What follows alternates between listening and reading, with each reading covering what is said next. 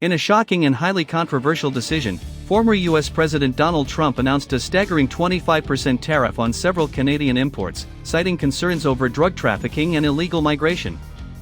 This move, which blindsided Canadian officials, was positioned as a bold attempt to tackle fentanyl smuggling and border security issues. However, many critics argue that Trump's decision was less about national security and more about exerting economic pressure on America's northern neighbor.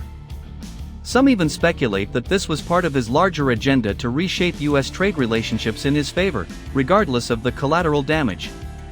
Canadian Prime Minister Justin Trudeau was quick to respond, scrambling to negotiate a temporary resolution. In a desperate bid to avoid an all-out trade war, Trudeau managed to convince Trump to delay the tariffs for 30 days by agreeing to increased border security measures. This included a hefty $1.3 billion Canadian dollars investment in border control, expanded surveillance, and a commitment to closer cooperation with U.S. authorities. But was this really a win for Canada, or did Trudeau simply cave under Trump's relentless pressure? Critics argue that by agreeing to U.S. demands, Canada has essentially allowed Washington to dictate its domestic policies, setting a dangerous precedent. Despite the temporary reprieve, Canada refused to back down entirely. In retaliation, the Trudeau administration maintained its own counter-tariffs against U.S. imports, targeting high-profile products such as orange juice, peanut butter, and motorcycles. These measures were a clear signal that Canada would not be bullied into submission. However, Ontario took things a step further, announcing an unexpected 25% increase in electricity costs for U.S. imports. This aggressive counterattack suggests that tensions between the two countries are far from over, and many believe that this is only the beginning of a prolonged economic battle. Trump's trade policies have always been polarizing, but this latest stunt has sparked outrage on both sides of the border.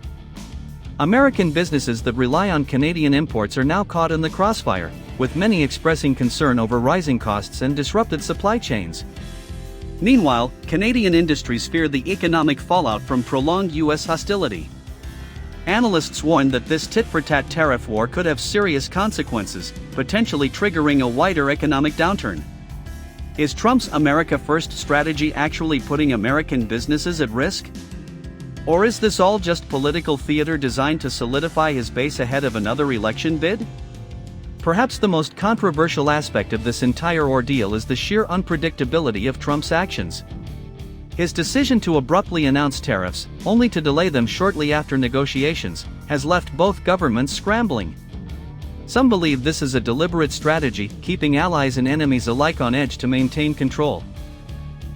Others see it as a reckless and short-sighted approach that undermines international stability. Either way, one thing is clear: U.S.-Canada relations have been severely shaken, and the ripple effects of Trump's latest power play will be felt for years to come.